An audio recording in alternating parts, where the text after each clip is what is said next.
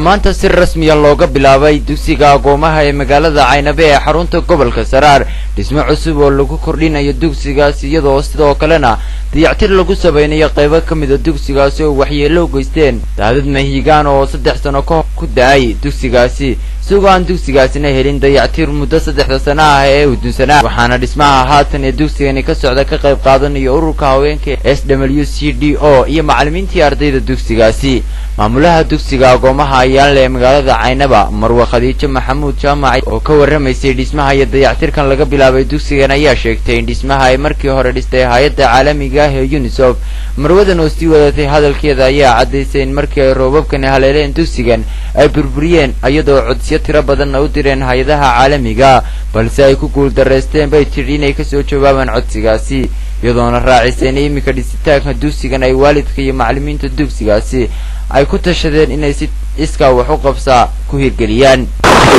maanta iska u qabsaa ugu dhistaan iskuulkoodii iyagoo taageeranaya inay labada fasal bixiyaan hadeerna uu fasal gabagabon yahay maxay tahay iskuulka maraya imika maxay tahay fasal oo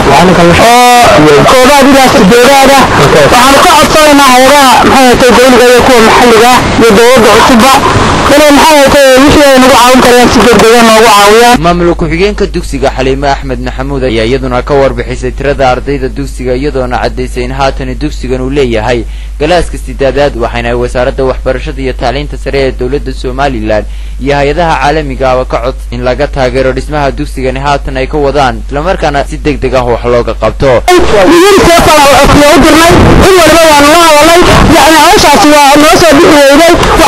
macallimiinta iyo waalidiinta iyo ardayda gacan iyo xoog iyo kharash wax ka geystada inaanu arrinta noocaasa dhisano taandhooyinkii hadda mid baanu wadnaa tii kalaa noo hadhay waxaan u sheegaynaa hay'adaha maxalliga hay'adaha taandhada meesha ka tahay UNICEF naga dhagaalaysay dawladda